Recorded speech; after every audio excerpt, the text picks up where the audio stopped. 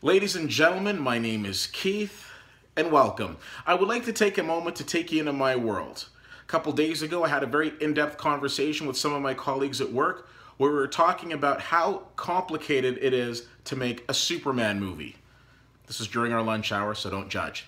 How complicated it is to make a Superman movie because he's such an intense superhero and there's so many idiosyncrasies with his character.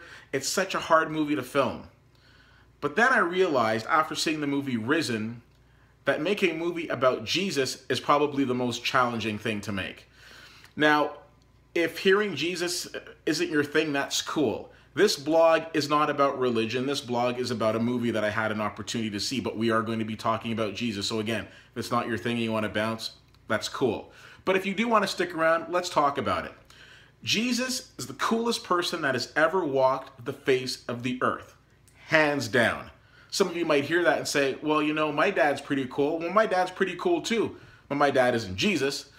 You really can't, get better than Jesus because just the coolest person. In this movie, for example, Joseph Fiennes is the lead, gets top billing in this movie, and I'm like, why is he getting top billing? You didn't play Jesus. You played a guy who was after Jesus, but you're not Jesus, so it didn't make any sense. You were cool in Shakespeare in Love and all, but come on now. Why are you getting billing over Jesus? The other problem with making movies about Jesus is how do you cast Jesus? Now, in this movie, it's Cliff Curtis, who, that name might not ring a bell for a lot of you, but after you see him, you'll be like, oh yeah, Cliff Curtis, I know that guy. That guy has played cops, he's played terrorists, but you know Cliff Curtis. Now, I'm not knocking Cliff Curtis's performance in this movie. He had a very nice face. He seemed very welcoming. I'm sure if I walked by him in character, he'd stop and give me a hug, as Jesus would do. But how do you cast Jesus? It's so tough.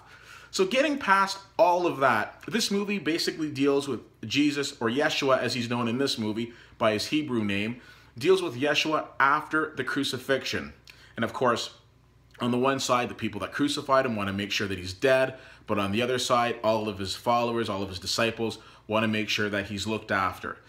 Movie was very entertaining. It took it from a different point of view because a lot of the movies that we've seen recently that deal with Jesus deal with life before the crucifixion and then the life after, and this just pretty much focused on the life after.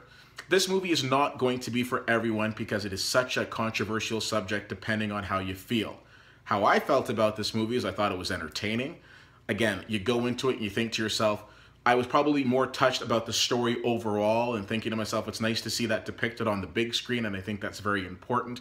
I don't think every movie has to be about something getting blown up or something of that nature. It's nice to see a nice, good, feel-good movie that you can take your family to if everybody's like-minded in that way. And also, if you're not like-minded, maybe it's an opportunity for you to go and check it out and have an open discussion about things. This movie is not going to change the world, but perhaps it'll give you an opportunity of going and checking things out. Like I said, I really enjoyed it. I give this movie a B. It's not going to be my favorite movie that I've ever seen on the subject, but I don't think it does a bad job either.